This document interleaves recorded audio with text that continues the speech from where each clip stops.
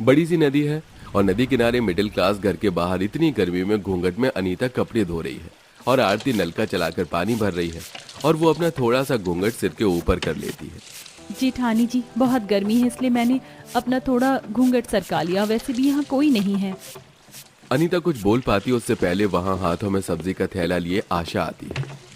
बहू, ये क्या, मैंने कितनी बार बोला है ना, हमारे घर की बहुएं घूंघट में रहती हैं। फिर तूने अपना घूंघट कैसे ऊपर किया? बड़ी बहू, तूने इसे समझाया नहीं क्या कि हमारे घर के तौर तरीके क्या हैं? आशा अपनी दोनों बहुओं पर गुस्सा हो रही होती है। तभी उसके पड़ोस में एक नया परिवार जो कि शहर से आया था वो शिफ्ट हो रहा होता है। अरे आंटी, इतनी गर्मी और धूप है, आप क्यों अपनी मासूम बहुओं पर भड़क रही? हल्का सा घूंघट ही तो सरका है। इतना बोलकर पायल अपने परिवार के साथ घर में चली जाती है और पायल की ये बात आशा को तीर की तरह लगती है। पता नहीं हमारे गांव में कैसे कैसे लोग आकर बस रहे हैं। तुम दोनों कान खोलकर सुन लो, अगर मैंने तुम दोनों को मॉडर्न बहू के साथ देख लिया तो तुम्हारी खैर नहीं। पता नहीं कैसी सास है उसकी जिसने बहू से घूंघट तक नहीं करवा रखा है। और तुम आरती बहू, आज माफ कर रही हूँ, अगर फिर ऐसी गलती की तो घर से निकाल दूंगी। जहां आशा अपनी दोनों बहुओं को सुनाकर अपने कमरे में चली जाती है तो वहीं शांति पायल से कहती है, बहू तुझे क्या जरूरत थी बाहर कुछ कहने की? उनके घर का पर्सनल मामला है और तू नहीं जानती गांव के लोगों को। गांव के लोग ऐसे ही होते हैं। माँ जी, आप तो जानती हैं मैं अपने सामने गलत होता नहीं देख सकती। वैसे कितनी गर्मी हो रही है यहाँ, पास में नदी नहीं है, ये देखकर मुझे सुकून मिला। इसीलिए तो हम सब यहाँ आए हैं। तुम्हारा इस बार ट्रांसफर इतनी घटिया जगह हुआ है, मुझे तो लगा नदी भी नहीं मिलेगी, पर भगवान का शुक्र है पास में एक नदी तो है। चलिए माँ जी। पायल अपनी सास के साथ नदी पर साबुन तौलिए लेकर जाती है और सास के साथ नदी में नहाने चली जाती है। माँ जी, नदी ज्यादा अच्छी है स्विमिंग पूल से, कितना अच्छा लग रहा है नहाकर नदी में। हाँ बहू, पर अब हमें चलना चाहिए, सारा सामान घर में फैला हुआ है, उन्हें भी तो ठिकाने लगाना है। दोनों सास बहू नदी से नहाकर बाहर आती हैं। अब इसी तरह कुछ दिन बीत जाते हैं और एक दिन जब पायल अपनी सास के साथ हाथों में कपड़े लिए नदी पर नहाने के लिए जा रही होती है तो उसकी नजर अनीता और आरती पर पड़ती है जो घूंघट में नलके से पानी भर रही थी। अरे इतनी गर्मी में तुम घूंघट करके नलके से पानी कैसे भर सकती हो? एक काम करो, मेरे साथ नदी पर चलो नहाने। हम नदी पर नहीं जा सकते, हमारी सास ने मना किया। हम नलके के पानी से अपने बाथरूम में नहा लेंगे, हमने घर के बाहर बाथरूम बना रखा है। तुम जाओ, अगर मेरी सास ने देख लिया तो बेकार ही हम पर नाराज होंगी। पर दीदी, मेरा बहुत दिल कर रहा है। भूल गई क्या कल क्या हुआ था? इस मॉडर्न बहू की वजह से। और लंबा घूंघट करो और बाथरूम में बाल्टी का पानी लेकर जाओ नहाने के लिए। अनीता की बातें सुनकर पायल को बड़ा बुरा लगता है और वो अपनी सास के साथ नदी पर नहाने के लिए चली जाती है। तो वहीं आरती भी बाल्टी का पानी लेकर घर के बाहर बने बाथरूम में नहाने जाती है। पास में इतनी बड़ी नदी होने के बावजूद भी अनीता को छोटे से बाथरूम में नहाना पड़ता है। समय यूं ही गुजरता है और एक दिन घूंघट में दोनों बहुएं घूंघट में काम कर रही होती हैं कि तभी, बहू मैं कीर्तन में जा रही हूँ, शाम को घर आऊंगी, तुम दोनों घर से बाहर कदम मत रखना, वैसे भी बाहर बहुत गर्मी है और घूंघट में ही रहना घर में भी।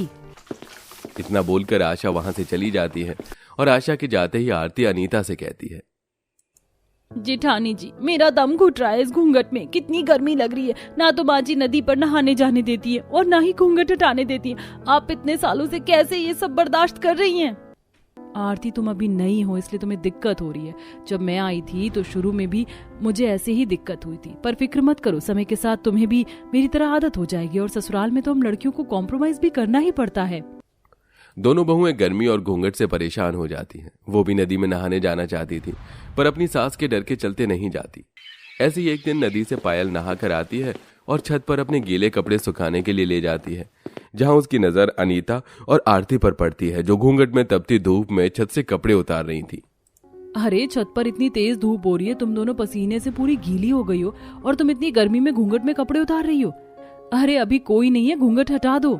हमारी सास और पति तुम्हारी सास और पति जितने खुले ख्यालों की नहीं है। अगर उन्हें पता चल गया कि हम घर में बिना घूंघट के थे तो हमारी खैर नहीं। चलो आरती। अनीता और आरती अपनी सास से काफी ज्यादा डरती थी, इसलिए वो घूंघट में बाहर नलके से ही पानी भरती और घूंघट में ही बाहर बने बाथरूम में नहाती। एक नहाती तो दूसरी बाहर घूंघट में खड़ी रहती। एक दिन पति के साथ पायल एसी में बैठी हुई कहती है, निखिल जी, हमारी जो वो दो पड़ोसन है जो घूंघट में रहती है, मुझे उनके लिए बहुत बुरा लगता है। उनके पति भी उनका साथ नहीं देते। उनके पति आप ही की कंपनी में काम कर रहे हैं। उन्हें कुछ समझाओ, दिखाओ। जमाना कितना बदल गया है ताकि वो अपनी बीवियों का साथ दे। ठीक है, मैं करता हूँ कुछ। निखिल बहुत समझदार इंसान था जो पायल की सारी बातें सुनता है और मानता था। ऐसे ही एक दिन निखिल पवन और रजत से लंच करते हुए बात करता है। पवन भाई, रजत भाई, आप दोनों ऑफिस में कितना अच्छा काम कर रहे हो, पर फिर भी देखो हमारी HR फीमेल है, वो भी शादीशुदा। देखो गांव में शादी होने के बाद भी कैसे पैंट शर्ट पहन कर आती है। जमाना कितना आगे बदल गया है ना। और अब कोई अपनी बीवी को घूंघट में नहीं रखना चाहता, तो क्या आपकी बीवियों का मन नहीं करता घूंघट के बिना खुलकर जीने का? निखिल की बातें सुनकर पवन और रजत कुछ नहीं कहते और समय यूं ही गुजरता है। और एक दिन दोनों घूंघट वाली बहुएं नलके पर पानी भर रही थी और नहाने जाने की तैयारी कर रही थी। तभी पायल और शांति आती। देखो तुम्हारी सास बाजार गई हैं और अब सीधा 2-3 घंटे के बाद ही आएंगी। नदी पास में ही है, चलो नहाने चलते हैं, किसी को कुछ पता नहीं चलेगा। हाँ बहू, तुम्हारी घूंघट की वजह से किसी को पता नहीं चलेगा कि तुम आशा की बहुएं हो। उस दिन पहली बार हिम्मत करके अनीता और आरती बाथरूम में जाकर पायल और शांति के साथ नदी पर नहाने जाती हैं, जहां वो लोग नदी में नहाते हुए काफी एंजॉय करते हैं। दीदी कितना मजा आ रहा है ना नदी में नहाने में। आपको पता है शादी से पहले मैं हमेशा नदी पर ही नहाने आती थी। सच में आज बहुत दिनों के बाद मैं नदी पर नहाने आई हूँ। इस तरह आरती, पूजा, शांति, पायल नदी में नहाकर अपने अपने घर जाती हैं और आशा को पता भी नहीं चलता। समय गुजरता है और एक दिन लिविंग हॉल में बैठी आशा कहती है, बहू 1 बज गए, इतनी गर्मी हो रही है, पसीना टपक रहा है। अब तो तुम दोनों के शरीर से बदबू भी आ रही है। नहाना नहीं है क्या आज तुम्हें? माँ जी बस नहाने ही जा रहे थे, पर आज तो आपको अपनी दोस्त की बहू की मुंह दिखाई में जाना था, आप गई नहीं। अरे मैं तो भूल ही गई थी, अच्छा हुआ जो तूने याद दिला दिया। आशा को आज अपनी दोस्त की बहू की मुंह दिखाई में जाना था, इसलिए वो बड़ी ही जल्दबाजी में घर से निकलती है और आशा के निकलते ही आरती, अनीता, पायल के घर जाती है। हमारी सास आज भी घर में नहीं है, तो क्या फिर से नदी पर चले नहाने? हाँ क्यों नहीं, पर क्या तुमने अपने पति से बात की इस घूंघट को लेकर? हमने तो बात नहीं की, पर रजत ने रात में खुद मुझसे कहा कि कमरे में ना घूंघट ना करूं, और ये बात मेरी सास को मत बताना। अब मैं उनके सामने बिना घूंघट के रहती हूँ। इतना बोलकर आरती शर्मा जाती है और वो लोग फिर से नदी पर नहाने जाते हैं और मजे करते हैं। समय यूं ही बीतता है और इस तरह छुपकर आरती, अनीता, पायल के साथ मौका मिलते ही नदी पर नहाने के लिए चली जाती। ऐसे ही एक दिन, बहू मुझे कुछ काम है, थोड़ी देर में आती हूँ। आशा के निकलते ही आरती और अनीता भी पायल के साथ नहाने के लिए नदी पर चली जाती हैं। पर आधे रास्ते में आशा को याद आता है कि उसने पैसे नहीं लिए। अब घर वापस आती है और दरवाजा बाहर से बंद पाती है। दरवाजा बाहर से बंद है, ये दोनों कहाँ चली गईं?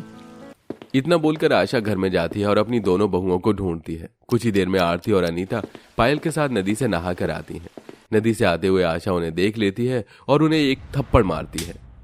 मैंने कहा था ना इस लड़की से दूर रहना। आ गई ना तुम दोनों भी इसकी संगत में। हो ना हो तुम नदी पर बिना घूंघट के नहा रही थी। अरे नदी पर नहाना ही क्यों है, ये बाहर बाथरूम क्यों बनवाया है? बहन तुम बेकार नाराज हो रही हो। मेरी बहू शहरी है, मॉडर्न है, पर बदतमीज नहीं। तुम तो चुप ही करो। तुमने अपनी बहू को इतनी छूट दे रखी है कि वो खुद तो बिगड़ गई, साथ में मेरी बहू को भी बिगाड़ रही है। और अनीता बहू, मुझे तुझसे ये उम्मीद नहीं थी, तू भी इसके रंग में रंग गई। बहुत शौक है ना नदी में नहाने का, निकल जाओ मेरे घर से। छोटी सी गलती पर आशा अपनी दोनों बहू को घर से निकालने लगती है। तभी वहां रजत और पवन आते हैं और अपनी बीवियों का हाथ पकड़कर वापस घर में आते हैं और अपनी बीवियों का घूंघट हटाते हुए अपनी माँ से कहते हैं, बस बहुत हुआ माँ, हम आपकी इज्जत करते हैं इसलिए हमने अपनी बीवियों को घूंघट में रखा, वरना हम खुद भी घूंघट के खिलाफ है। और क्या हुआ अगर हमारी बीवी नदी पर जा रही है नहाने के लिए? पहले जमाने की औरतें भी तो नदी पर ही जाती थी नहाने, और जहां तक हमें याद है आप भी नदी में ही नहाती थी। बाथरूम तो अब बने हैं, फिर आप हमारी बीवी के साथ ऐसा कैसे कर सकती हैं? और हमने अब फैसला कर लिया है, हमारी बीवी अब बिना घूंघट के रहेंगी और उनका जब नदी जाने का दिल करेगा तब वो नदी पर जाएंगी। अगर आपको दिक्कत है तो कह दीजिए, हम अपनी बीवियों के साथ आपका ये घर छोड़ देंगे। आंटी जी समय बदल गया है, एक बार आप गांव घूमिए, लोगों को देखिए, आपकी सोच भी बदल जाएगी। इतना सब कुछ होने के बाद भी अनीता और आरती अपनी सास की बात के खिलाफ नहीं जाती और घूंघट कर लेती है। ये देख आशा को अपनी गलती का एहसास होता है और वो खुद अपनी दोनों बहुओं का घूंघट हटाकर उनसे बोलती हैं, नहीं बहू, ये घूंघट हटा दो। तुम भी इंसान हो, तुम्हें भी गर्मी लगती होगी। तुम्हारा भी दिल करता होगा कि तुम भी बाहर जाओ, नदी में नहाओ। मुझे माफ कर दो, मैं कभी तुम्हारे जज्बात नहीं समझ सकी। इस तरह आशा को अपनी गलती का एहसास होता है और वो अपनी बहुओं का घूंघट हटाकर उन्हें आजाद कर देती है और अपनी गलतियों की माफी मांगती है। अरे वाह मोहन, तुम्हारा गांव तो काफी डेवलप है। मोहन, तुम्हारा घर कितना बड़ा है और साथ ही तो काफी पुराने जमाने के जैसा भी लग रहा है। हाँ, हमारा घर थोड़ा सा पुराना ही है। खैर, तुम अंदर चलो बानी, मैंने सभी को तुम्हारे बारे में बता दिया है। बानी मोहन की बात सुनकर मुस्कुराती हुई उसके घर के अंदर चली आई और दरवाजे पर जाकर रुक गई। अंदर का घर काफी सादा सा था। यहाँ ये सब कितना पुराना पुराना सा लग रहा है। अरे बहू, ऐसे क्यों खड़ी हुई हो? ठीक से सर ढक और घूंघट कर। हमारे घर की औरतें इस तरह बेपर्दों से नहीं घूमती हैं। लेकिन मैं तो पूरी तरह से पर्दे में ही हूँ। मुझसे जबान मत चला बानी। हाँ बानी, जो माँ बोल रही है वो करो। बानी को कुछ समझ में तो नहीं आ रहा था, लेकिन जैसे उससे बोला गया उसने वैसा ही किया। उसने घूंघट कर लिया, जिसके बाद उसका गृह प्रवेश हुआ और फिर वो अपने कमरे में आ गई। मोहन, ये क्या बात हुई? तुम्हारी माँ ने मेरा गृह प्रवेश तो करवाया, पहले उन्होंने मुझे डांट दिया, वो भी बस पल्लू ना करने के ऊपर। तुम गुस्सा मत करो, मैं तुम्हें सब कुछ समझाता हूँ बानी।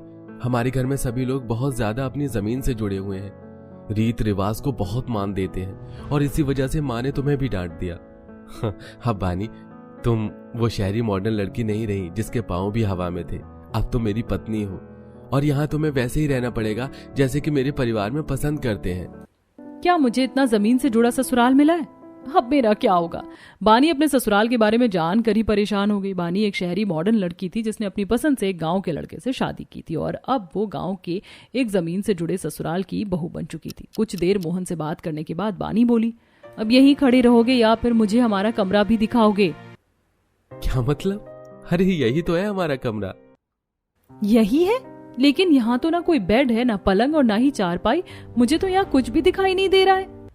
बानी, तुम भी ना कितना जल्दी भूल जाती हो। अरे हम जमीन से जुड़े हुए लोग हैं। मैंने बताया तो था, हम चारपाई पलंग या बेड पर नहीं सोते, हम तो जमीन पर ही सोते हैं। क्या कहा? जमीन पर? लेकिन मुझे ऐसे सोने की आदत नहीं है। अगर किसी चीज ने मुझे काट लिया तो?